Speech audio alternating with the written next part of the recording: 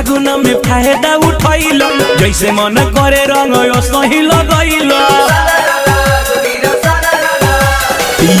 हो फागुन में फायदा उठैल जैसे मन करे रंग सही लगैल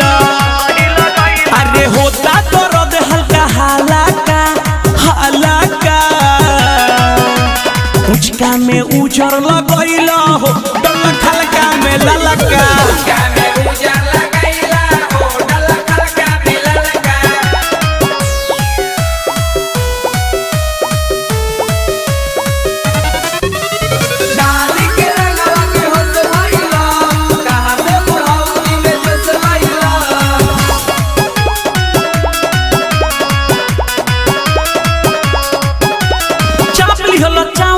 तू तो चपके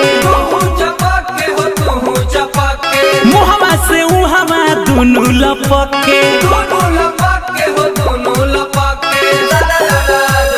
अरे चाप लिहल चाव से तू तो चपके मुहवा से उहवा दुनु लपके नहीं मिटे तोहरा कलम के लिखाला का उचका में उजर लगैला हो डलक हल्का में ललका उचका में उजर लगैला हो डलक हल्का में ललका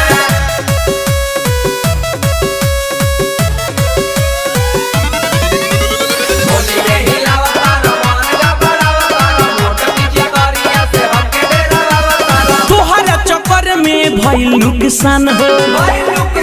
हमर भइल नुकसान हो कैला जियान हो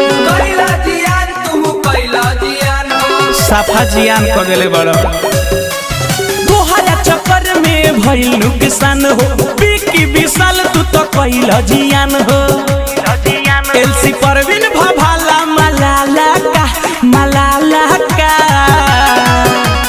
उचका में उजर लगैला हो डलक हल्का में ललका